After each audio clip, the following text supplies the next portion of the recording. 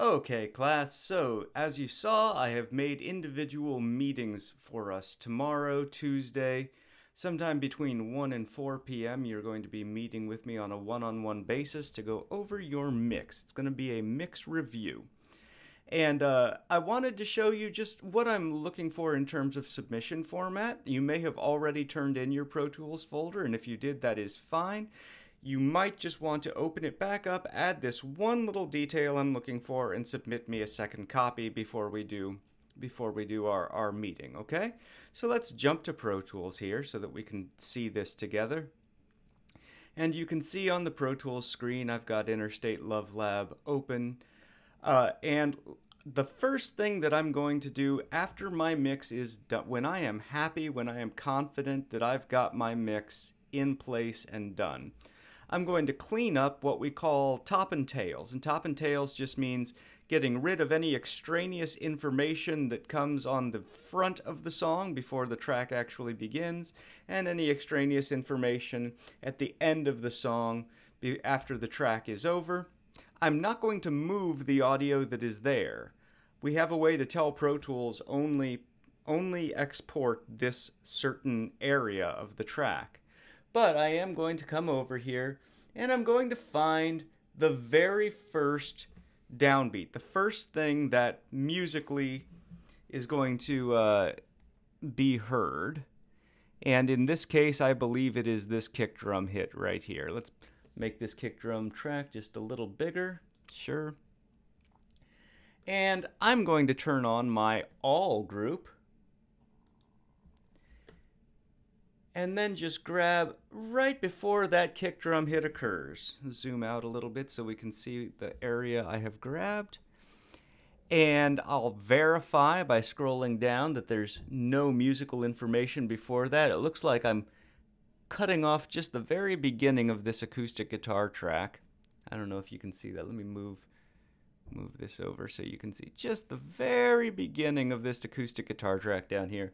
So I'm going to readjust my selection to make sure I don't cut off that attack on the acoustic. And then I'm just going to delete that. I'll maybe zoom in a little bit and add a tiny little fade in, just a really short little fade in. In fact, if I'm looking at this as minutes and seconds, it's such a small fade that we're truly talking about just about 5 milliseconds or so. You can make yours whatever length you think works, but you don't want to hear the audio fading in. The purpose of this fade is just to prevent like a little click or pop that you sometimes get when there's an edit, just to hear that air kind of clicking in all of the sudden. This is just going to give us a nice smooth little fade up before the downbeat of that drum, and I'm going to listen to it and make sure that I like it. Yeah, that sounds just fine. And now we'll jump to the other end of the track and zoom out a little bit so I can see what's going on here. And let's just listen to how this thing ends. Fade out, fade out, fade out. Still fading. Drummer. Okay, so I want to keep as much of that guitar fade as possible, just that natural decay of the guitar. Our drummer here, you heard it.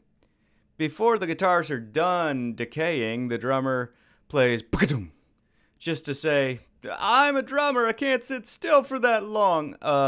So what we're going to do is we'll take off the all group for a second and just turn that off. And then just in the drum tracks, just in these drum tracks, I'm going to select everything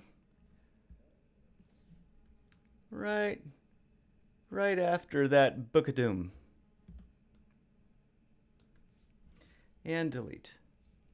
Then I'm going to take what's left of those drum tracks and put a nice little fade out. Again, this is a short little fade. I don't want to actually hear the drums fade. I want the drums to decay naturally on their own. but the guitars have more decay. So let's listen to now sort of how this sounds and where the guitar decay ends, where we get our guitar release.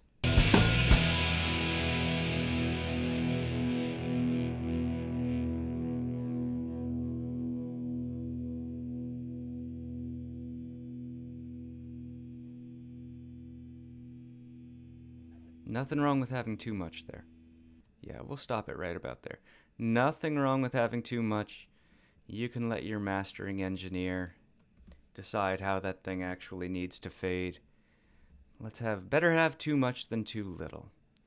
Once you get rid of it, you know, no mastering engineer is going to put some decay back. But boy, they can sure figure out how long that fade needs to be. For this, I think I actually will make it a kind of a longer, smoother fade, a fade that actually maybe is audible in here. And let's listen to that.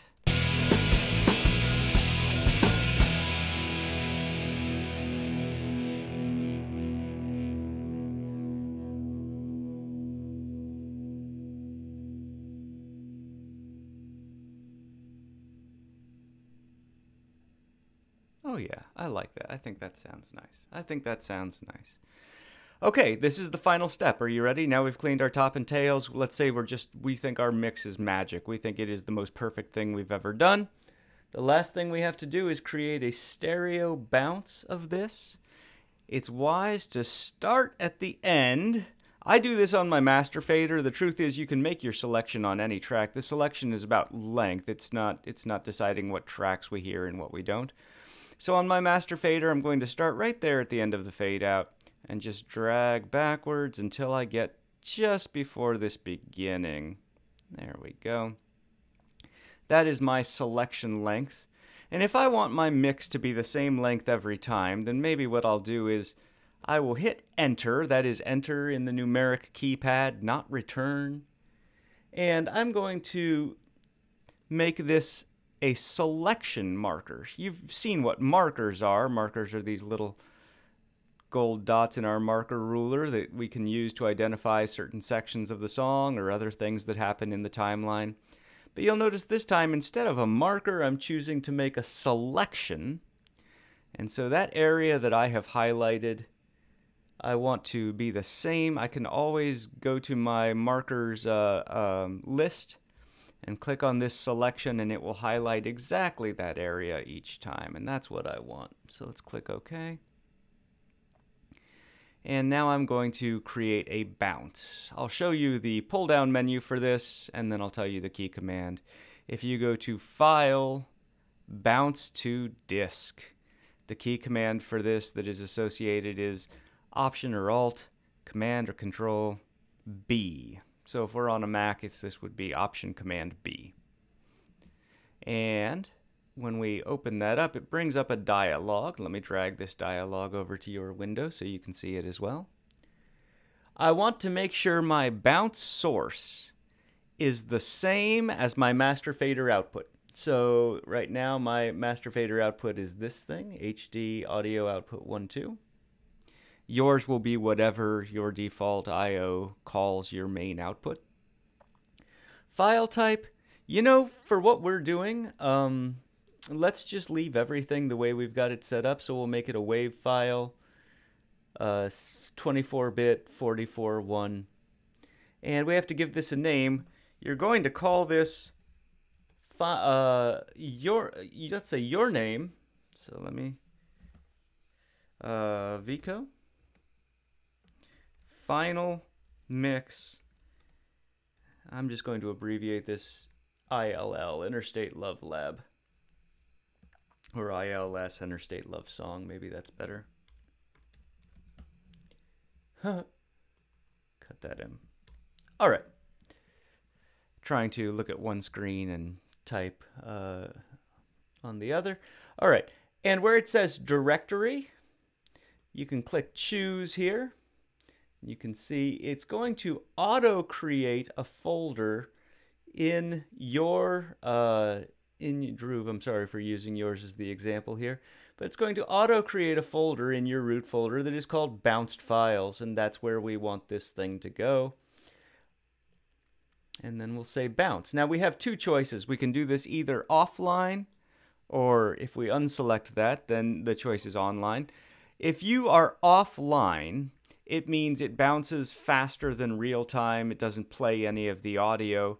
That's convenient if you are positive you've got every last little detail figured out on this thing.